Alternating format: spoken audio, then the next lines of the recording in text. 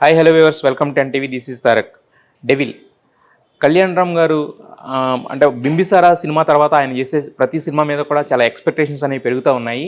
అయితే ఈ డెవిల్ అనే సినిమా మాత్రం ఒక ట్రైలర్తోనే, ఒక టీజర్తోనే టోటల్గా ఒక కొత్త ప్రపంచాన్ని చూడబోతున్నాం అనే ఎక్స్పెక్టేషన్స్ అయితే ప్రేక్షకులకు అందించింది. అలాగే అదే ఎక్స్పెక్టేషన్స్తో ప్రేక్షకుల ముందుకు వచ్చింది. మరి ఈ సినిమా ప్రేక్షకులను ఎంత మేరకు ఆకట్టుకుంది, సో ఈ టీమ్ ఆ సక్సెస్ని ఎలా ఎంజాయ్ చేస్తున్నారు వంటి విషయాలు మనతో డిస్కస్ చేయడానికి ప్రస్తుతం ఆ సినిమాకి రచయిత అయినటువంటి శ్రీకాంత్ విశ్వ గారు మనతో ఉన్నారు.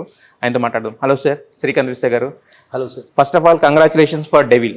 థ్యాంక్ యూ అండి. అంటే ఇంతకు ముందు సినిమాలకి మీరు జస్ట్ ఒక కథా రచయితగానో లేదంటే ఒక స్క్రీన్ ప్లే రైటర్ గానో ఇలా వచ్చారు. బట్ డెవిల్కి చూసుకుంటే కనుక మొత్తం టోటల్గా స్టోరీ, స్క్రీన్ ప్లే, డైరెక్షన్, కర్త కర్మ క్రియ అంటారు కదా. సో రైటింగ్ పరంగా మొత్తం మీరే చేశారు కదా. సో డెవిల్లో మీరు ఏం చూపించాలనుకున్నారు, చూసిన దానికి ప్రేక్షకుల నుంచి ఎలాంటి అప్లోజ్ వస్తుంది? ఫస్ట్ ఆఫ్ ఆల్ ఏంటంటే కొత్త ప్రపంచంలోకి తీసుకెళ్ళాలి ఆడియన్స్ని. 1945 ముందు ఫ్రీడమ్ స్ట్రగుల్ బ్యాక్ డ్రాప్లో ఉన్న ఆ వరల్డ్లోకి ఆడియన్స్ని తీసుకెళ్ళి ఆ 2.5 hours ఆ ప్రపంచంలో ఎంగేజ్ చేయాలి ఆడియన్స్ అన్నది మా ఇంటెన్షన్.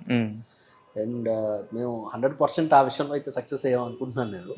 ఎందుకంటే looking at the response of the audience, cinema release తర్వాత ఆడియన్స్ రెస్పాన్స్ చూసినప్పుడు 100% ఆ విషయం సక్సెస్ అయ్యాం. ఎంగేజ్ చేసాం audience. 2.5 hours edge of the seat కూర్చోబెట్టగలిగాం. డెఫినెట్గా 2 hours 26 minutes యాక్చువల్గా సినిమా. అయితే సార్, యాక్చువల్గా ఈ సినిమాకి వచ్చేసరికి, ఈ సినిమా విషయానికి వచ్చేసరికి నాట్ ఓన్లీ పీరియాడిక్ బ్యాక్డ్రాప్ కాకుండా ఒక పేట్రియాటిక్ టచ్ ఇవ్వాలి. అట్ ద సేమ్ టైం ఒక మర్డర్ మిస్టరీని టచ్ చేశారు, దాన్ని గ్రిప్పింగ్గా తీసుకెళ్ళాలి. అట్ ద సేమ్ టైం ఏంటంటే వీటన్నిటికీ ఒక కోర్ ఎలిమెంట్గా, అంటే మధ్యలో ఒక కొన్ని సీక్వెన్సెస్లో సస్పెన్స్ని రివీల్ చేసుకుంటూ వెళ్ళాలి కదా. ఇది చాలా ఒక రైటర్ కిందే కాదు, ఒక డైరెక్టర్ కింద కూడా చాలా పెద్ద టాస్క్ కదా. మరి ఇలాంటి ఒక ఐడియా రావడానికి అసలు రీజన్ ఏంటి సార్? ఇన్ని కాంప్లికేషన్స్ పెట్టుకుని ఒక స్టోరీ టచ్ చేయాలని ఇది ఎందుకు వచ్చింది యాక్చువల్గా? అంటే కాంప్లికేటెడ్గా స్టోరీ రాద్దాం అనుకోలేదండి, కాంప్లికేటెడ్ అయిపోయింది యాక్చువల్గా. అంటే ఫస్ట్ ఓపెన్ సినిమా అనుకున్నప్పుడు, కథ అనుకున్నప్పుడు అసలు ఈ నేతాజీ అన్న ఎలిమెంట్ కానీ, ఈ పెట్రియాటిక్ ఎలిమెంట్ కానీ కథలో లేదు. ఒక చిన్న లేయర్ 2 ఉంటుంది, ఒక చిన్న పెట్రియాటిక్ ఎలిమెంట్ లేయర్ 2లో ఉంటుంది. బేసికల్లీ మర్డర్ మిస్టరీ అండి. టోటల్గా ఒక మర్డర్ మిస్టరీ లాగా కథను డీల్ చేద్దాం అన్నదే ఇంటెన్షన్. అది కథ మొత్తం మర్డర్ మిస్టరీ డీల్ చేసి వెళ్ళిన తర్వాత కళ్యాణ్ రామ్ గారికి చెప్పినప్పుడు కళ్యాణ్ రామ్ గారికి ఆ క్యారెక్టరైజేషన్ బాగా నచ్చింది. ఓకే. అంటే ఇప్పుడు మీకు దాంట్లో ఒక డైలాగ్ ఉంటుంది కదా, అంటే మన మనసులో ఉన్న భావం మొహం మీద తెలియకూడదు, అవును, మెదడులో ఉన్న ఆలోచన మాటల్లో బయటికి రాకూడదు, గూఢచారికి ఉండాల్సిన మొదటి లక్షణం. అవును. సో అది బేసికల్లీ క్యారెక్టర్ ట్రైట్ అది. ఓకే. అతను ఏమనుకుంటున్నాడు ఎవరికి తెలియదు, సడన్ గా ఫ్లిప్ అయిపోతుంటాడు.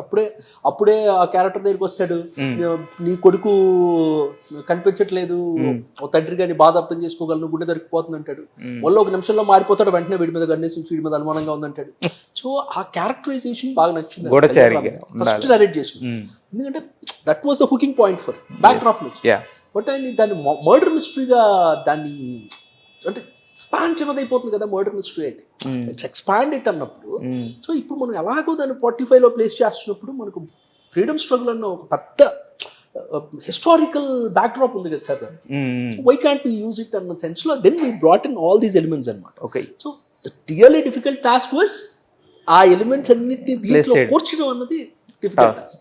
అయితే ఇప్పుడు త్రివర్ణ ఇవన్నీ లేవంటారు ఫస్ట్ రాసుకున్నప్పుడు మీరు ఆ డెవిల్ అనే? ఫస్ట్ కళ్యాణ్ రామ్ గారికి ఇచ్చిన నరేషన్ లో లేవు సార్. ఫస్ట్ కళ్యాణ్ రామ్ గారికి ఇచ్చిన నరేషన్ లో మర్డర్ మిస్టరీ అంతే. ఫస్ట్ విజయ్ మర్డర్ ఉంటుంది కదా, Vijay murder, how he solves the Vijay murder case అన్నదే కథ. ఓకే. దాని బట్ ఇప్పుడు చూస్తే కనుక డెవిల్ అనేది ఐడియా చూస్తే కనుక డెవిల్ అనే ఐడియాలో బాగా పేలుతుంది ఏంటంటే ఇది ఈ పెట్రియాటిక్ టచ్ యాక్చువల్గా. అయితే హీరో ఎడిషన్ అనేది సినిమా ప్లస్ అయిందా? హీరో గారు చెప్పిన ఇన్పుట్స్ అబ్సల్యూట్లీ. ఆయన అంటే అప్పటికి బింబిసారా ఆల్రెడీ కొంత షూట్ జరుగుతూ ఉందండి కథ చెప్పింటే. ఆయనకు తెలుసు బింబిసారా, ఆయన క్యారెక్టరైజేషన్ కానీ ఫిల్మ్ కానీ it's larger than life. So అలాంటి సినిమా చూసిన తర్వాత మళ్ళీ ఒక మామూలు మర్డర్ మిస్టరీ అన్నది ఆయన ప్రాబ్లం అవుతుంది అన్న విషయం she identified because he was already shooting for Bimbisara. Srikanth నాకు కాదు స్పాన్ కావాలి సినిమా కంటే. స్పాన్ కావాలన్నప్పుడు ఇది ఈ రీవర్క్ చేసి ఒక నేతాజీ అన్న ఎలిమెంట్.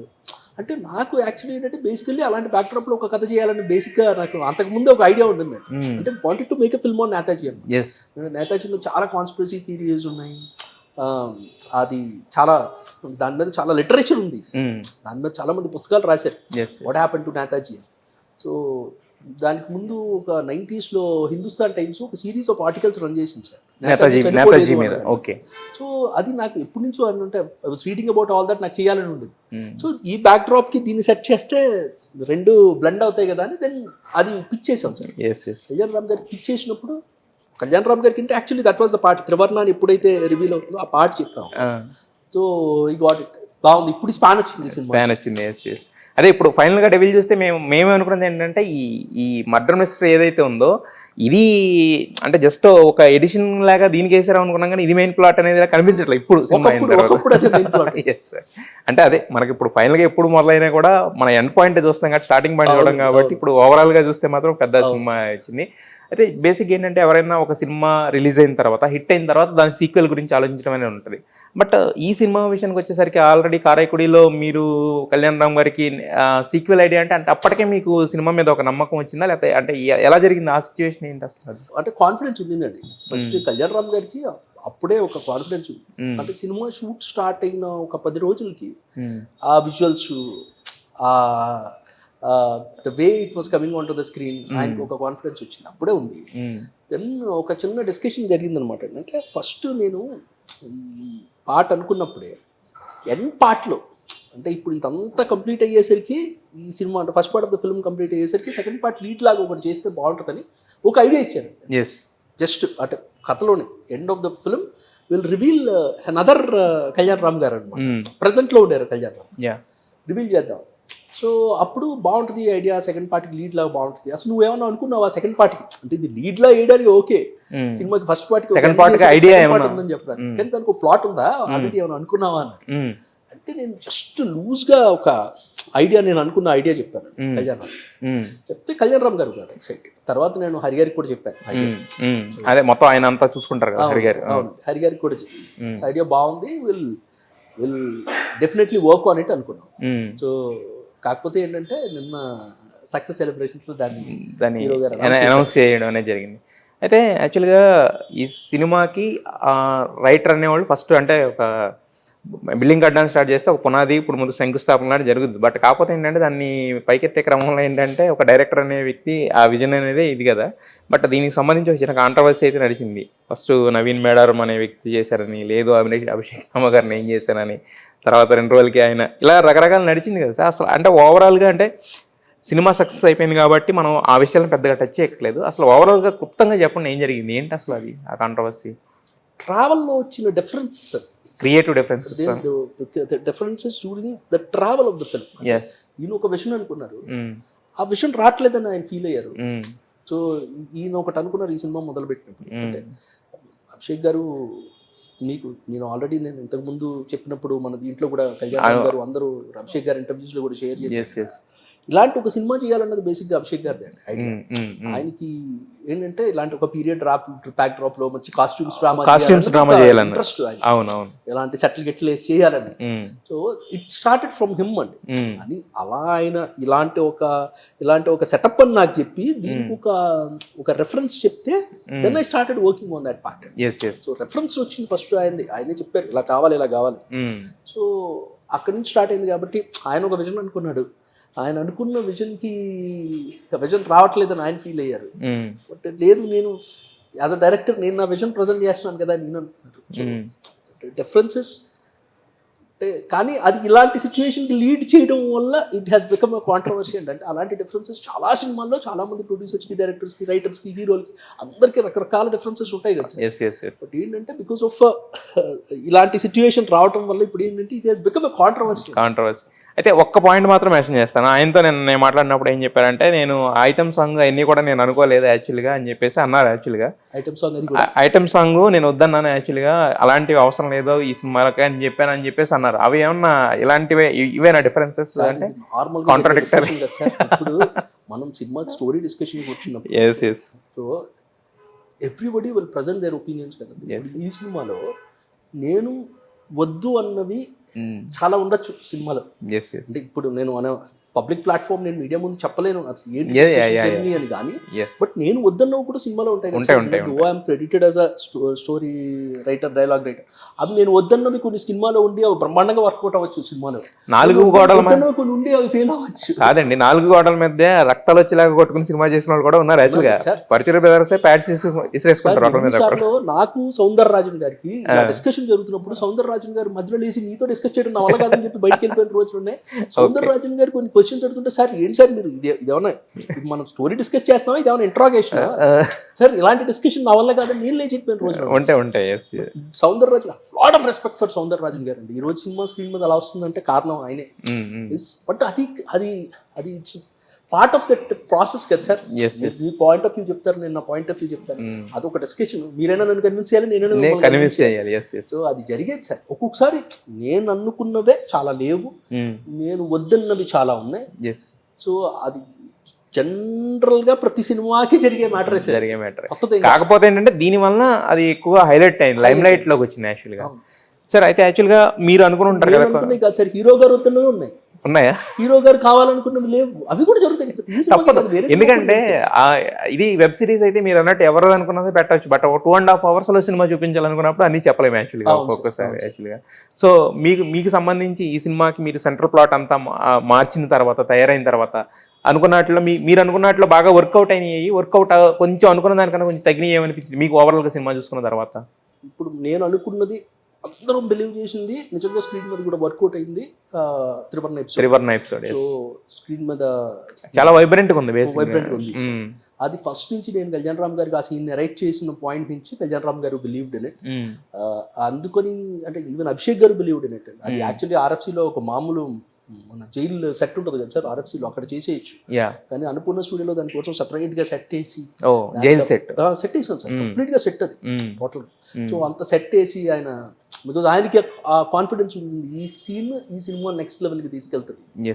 సో అందరూ బిలీవ్ చేసాం సార్, అది చాలా బాగా వచ్చింది.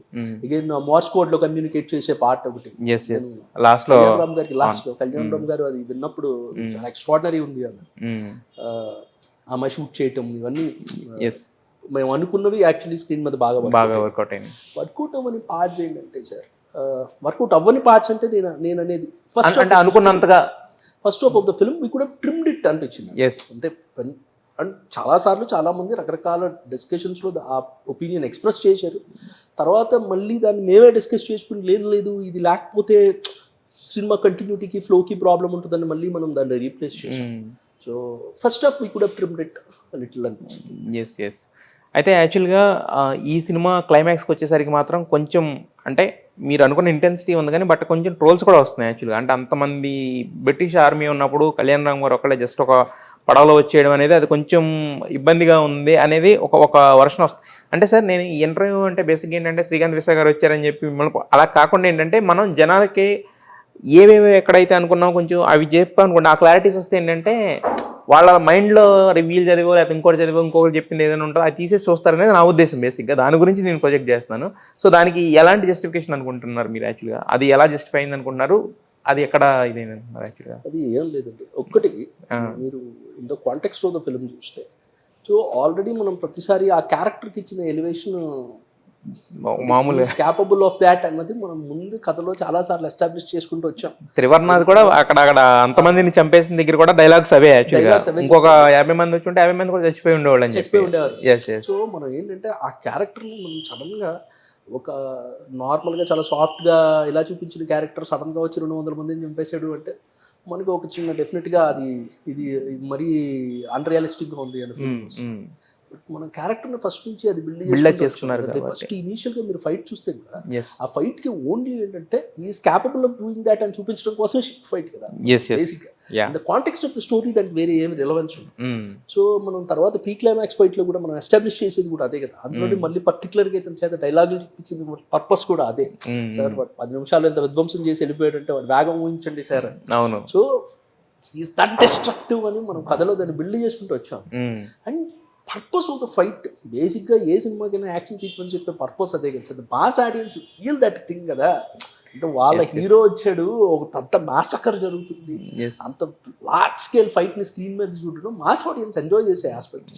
అంటే ఇప్పుడు మీరు అడిగితే చాలా కరెక్ట్. ఎందుకంటే బికాజ్ యాజ్ అ మీరు ఒక క్రిటికల్గా ఫిల్మ్ చూసే ఆడియన్స్గా మీకు డెఫినెట్గా స్క్రీన్ మీద చూసేటప్పుడు ఇది పాసిబుల్లా అనిపిస్తుంది. Yes yes but then seat from the mass audience point of view sir. మరి మన థియేటర్లో సుదర్శన్ థియేటర్లో చూస్తే హీరోయిన్ అది వచ్చినప్పుడు ఇప్పుడు ఆమె మీ సవాలు తివాచి పరిచి ఎర్ర తివాచి పరిచి స్వాగతం చెప్పడానికి వస్తున్నాడు చూడు అన్నప్పుడు అది చిన్న క్యానన్ బ్లాస్ట్ అవగానే ఫుల్ మంది సార్ థియేటర్. బట్ ఏంటంటే we have to క్యాటర్ to every section of the audience.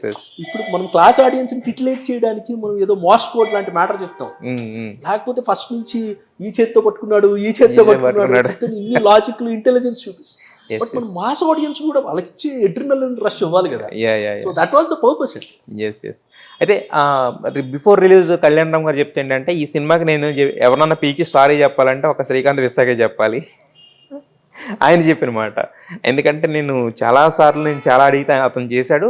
At the same time climax మొత్తం ఫ్రేమ్ పెట్టుకుని రెడీగా ఉన్నాము. But 3 hours of shoot post phone చేసి అప్పటికప్పుడు క్లైమాక్స్ మొత్తం రీడిజైన్ చేసి 2 hours నాకు స్క్రిప్ట్ సబ్మిట్ చేశారు. అంటే ఏంటి ఆయన అనుకున్నది ఏంటి, మీకు ఇచ్చిన ఇన్పుట్స్ ఏంటి, మొత్తం టోటల్ ఎలా అంటే ఏం డిజైన్ చేశారండి క్లైమాక్స్ వర్షన్కి వచ్చేసరికి? అంటే ఆయన చెప్పిన మాట ఇది నేను అనుకున్నాను. క్లైమాక్స్ గురించి కాదు సార్, ఓవరాల్గా స్క్రిప్ట్ ట్రావెలింగ్ ప్రాసెస్లో నాకు కళ్యాణ్ రామ్ గారు యాజ్ ఎ ఫీల్స్ లైక్ మనం మామూలుగా నేను ఈ సినిమాకి 2 రైటర్లు ఉంటే 2 రైటర్లు కూర్చొని రోజు ఎలా డిస్కస్ చేస్తాం సార్ కదా.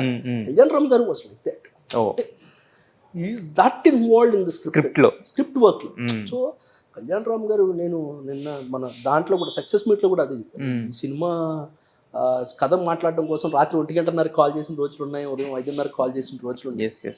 సో ఆయన నాకు ఏదో ఒక పాయింట్లో నా మైండ్లోంచి స్క్రిప్ట్ బయటకు వెళ్ళింది, ఏ పుష్ప రైటింగ్లోనో లేకపోతే ఇంకో రైటింగ్లోనో బయటకు వెళ్ళింది.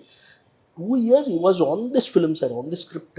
So ఆయన constantly he used to come up with questions.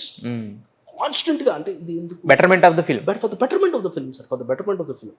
So ఆయన has helped the film tremendously sir. ఎందుకంటే నేను చెప్తాను కదా సార్, ఫస్ట్ మేము ఓపెన్ చేసిన కథ ఇది కాదు, మర్డర్ మిస్టరీ కథ అంటే లేదు, స్పాన్ కావాలి నాకు ఇలాంటి స్కేల్ కావాలని ఆయన చెప్పడమే ఈ సినిమా ఈ రోజు మీరు చూసిన హైలన్నీ that question brought everything. Hari గారికి చెప్పినప్పుడు కూడా హరి గారు ఒక చిన్న ఫస్ట్ వెర్షన్ చెప్పినప్పుడు ఒక క్వశ్చన్ అడిగారు. అంటే ఆ క్వశ్చన్ అడిగిన తర్వాత మొత్తం ట్రాన్స్ఫార్మ్ చేసాం, మొత్తం స్క్రిప్ట్ని ట్రాన్స్ఫార్మ్ చేసాం. So through out this entire process అంటే మేము ఇంకా క్లైమాక్స్ మేము బికాస్ ఆఫ్ వేరియస్ రీజన్స్, అంటే అప్పుడు మేము వైజాగ్లో షూట్ చేసాం ద నెంబర్ ఆఫ్ డేస్, ఆ తర్వాత అక్కడ ద హీట్, మేము ఏంటంటే మిడ్ సమ్మర్లో వైజాగ్ బీచ్లో షూట్ సార్. అది అసలు కళ్యాణ్ రామ్ గారు ఇది చిన్న కోట్ కీట్ వేసుకుని ఏది sir first opening ship fight, తర్వాత క్లైమాక్స్ ఫైట్ కూడా మీరు ఆ కోట్ చూసి ఉంటారు, అది 3-piece కోట్, లోపల కుర్తా ఉండి పైన ఒక చిన్న హాఫ్ జాకెట్, దాని మీద మళ్ళీ ఫుల్ జాకెట్, ఆల్మోస్ట్ అసలు మామూలు కాదు సార్. దాంట్లో ఏమైందంటే ఆ చిన్న క్యానన్ బ్లాస్ట్ జరిగినప్పుడు ఇంజూర్ అయిపోయింది, కాలు దెబ్బ తగిలేసింది Kalyan Ram. So 2 days rest తీసుకుని థర్డ్ డే వచ్చేసారు ఆయన షూట్కి. So because of all those factors ఏమైందంటే మేము 2 days without Kalyan Ram garu we had to shoot కదా. So because of all that చాలా కన్సైజ్ చేయాల్సి వచ్చింది sir climax, otherwise lot of other elements అనమాట. ఇప్పుడు మీరు చూసినప్పుడు ఆ చిన్న లైట్ హౌస్ ఉంటుంది చూసారు, సో ఇట్స్ లైక్ ఒక యూనిక్ ఐడియా. అంటే ఒకేసారి ఒక లైట్ హౌస్ లో ఒక 50 మందిని ట్రాప్ చేసి హీ కిల్స్ ఎవ్రీబడి. అలాగే కొంచెం ఏంటంటే different items, different ideas to kill so many people. రా పవర్తో 200 మందిని చంపేశారంటే మీరు అన్నట్టు there is that believability factor, because of various factors ఇంకా అది షూట్ చేయలేకపోవచ్చు.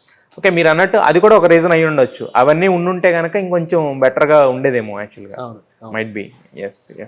అయితే యాక్చువల్గా మీరు ఇందాక చెప్పారు పుష్పకి నేను కొద్దిగా డివేట్ అయ్యానేమో అని చెప్పేసి అంటున్నారు కదా. సో పుష్ప విషయానికి వచ్చేసరికి 2024 ఆగస్టు 14-15 మాకు చూపించబోతున్నారు కదా. సో ఇంకా ఎలా ఉంది సార్ పుష్ప ట్రావెలింగ్, ఎలా ఉంది? పుష్పని ఏ రేంజ్లో అనౌన్స్ ఎక్స్పెక్ట్ చేయొచ్చు యాక్చువల్గా? ఇప్పుడు ఒక extraordinary song and dance sequence ఒకటి షూట్ చేసి ఉంది సార్, జస్ట్ ఫినిష్డ్. సో ఇప్పుడు జస్ట్ న్యూ ఇయర్ కోసం చిన్న బ్రేక్ తీసుకున్నాం. సో స్టార్ట్ అగైన్ ఫ్రెష్గా మళ్ళీ వచ్చేసి నెక్స్ట్ సంవత్సరం మళ్ళీ షూట్ స్టార్ట్ చేస్తాం. ఫినిష్ ద డాన్స్ సీక్వెన్స్ తర్వాత పెద్ద యాక్షన్ సీక్వెన్స్ ఉంది, అది కూడా ఫినిష్ చేస్తాం. ఫినిష్ చేసిన తర్వాత will go to the main core talkie part, ఒక మేజర్ స్కెడ్యూల్ ఉంటుంది. ఓకే, ఇంకా టాకీ పార్ట్ ఒకటి అయితే కనుక పుష్ప ఆల్మోస్ట్ కంప్లీట్ అయిపోయింది, అంటే మొత్తం మిగతా ఎలిమెంట్స్ అన్నీ అయిపోయినాయి ఆల్మోస్ట్, అంతేగా మీరు? లేదండి, ఎందుకంటే మనకి ఇంకా 8 months ఉంది కదా సార్. అవునవును, నేను అనేది అంటే టాకీ పార్ట్ ఒకటి అయితే మ్యాక్సిమం ఫిల్మ్ ఇది అయిపోయినట్టేనా, కంప్లీట్ అయిపోయింది. మేజర్ సీక్వెన్సెస్ టాకీ పార్ట్ ఇప్పుడు స్టార్ట్ చేస్తున్నాం. ఓకే, మేజర్ మేజర్ అంటే critical talkie part of the film start చేస్తాం. అది అయిపోతే యాక్చువల్లీ మీరు అన్నట్టు ఒక major chunk of the film అయిపోయినట్టు. Okay okay. మరి ఎలాంటి ఎక్స్పీరియన్స్ ఎక్స్పెక్ట్ చేయొచ్చు మేము ఆడియన్స్ పుష్ప 2కి వచ్చేసరికి? అంటే పుష్ప 2 క్యాన్వాస్ పుష్ప 1 అంటే చాలా పెద్ద క్యాన్వాస్. ఇది కథ వెళ్ళేది కూడా చాలా పెద్దగా వెళ్తుంది కథ. ఆ క్యాన్వాస్ పెద్దది, క్యారెక్టర్స్ వస్తున్నాయి, కొత్త క్యారెక్టర్స్. అదే లాస్ట్ టైం మీరు చెప్తే ఏమన్నారంటే కథ మార్చలేదు, ఓన్లీ సీన్స్ మాత్రమే మార్చామన్నారు కదా. సో మళ్ళీ సీన్స్ అనేది డే టు డే మారుతూ ఉంటాయి అనుకోండి కదా. యాక్చువల్గా మీరు డే టు డే సీన్ మారచ్చు, సీన్ యాక్చువల్లీ అదే ఉంటుంది. కథ లో డైలాగ్స్ మారచ్చు, లేకపోతే కథ లెంగ్త్ అంటే సీన్ ఆఫ్ ద అంటే నేచర్ ఆఫ్ ద సీన్ మారుద్ది అంటారు. అంటే పెద్దగా స్పాన్ ఆఫ్ ద కథ అనుకున్నప్పుడు తెలుసు కదా. అలాగే ఫస్ట్ పార్ట్ షూట్ చేసినప్పుడే సెకండ్ పార్ట్ కథ కూడా అంత రెడీ ఉంది. సెకండ్ పార్ట్ కి మేము మళ్ళీ స్క్రిప్ట్ వర్క్ ఒక 1.5 years స్క్రిప్ట్ వర్క్ చేసాం. 1.5 years స్క్రిప్ట్ వర్క్ సింప్లీ అది ఏంటంటే స్పాన్ పంచడం. పుష్ప 1తో సెట్ చేసిన ఎక్స్పెక్టేషన్స్ రీచ్ అవ్వాలి, పుష్ప 2కి ఇంకా ఆ ఎక్స్పెక్టేషన్స్ దాటాలి అన్న దీంతో స్పాన్ పెంచాం సార్, క్యాన్వస్ పెంచాం. Pan India hit Pushpa 1, Pushpa 2 pan world కోసం రెడీ చేస్తున్నారు. అయితే యాక్చువల్గా అయితే కళ్యాణ్ రామ్ గారు ఈ మధ్యకాలంలో ఏ ఇంటర్వ్యూ మాట్లాడినా ఏం మాట్లాడినా ఒక ఆయనకి తరచుగా ఎదురవుతున్న క్వశ్చన్ ఏంటంటే దేవరా గురించి, దేవరా ఎలా ఉండబోతుందని చెప్పి. మీరేంటంటే ఆయనతో క్లోజ్గా ట్రావెల్ చేశారు కాబట్టి ఆ ఎక్స్పీరియన్సెస్ ఏమన్నా ఎప్పుడన్నా షేర్ చేసుకున్నారా మీతోటి?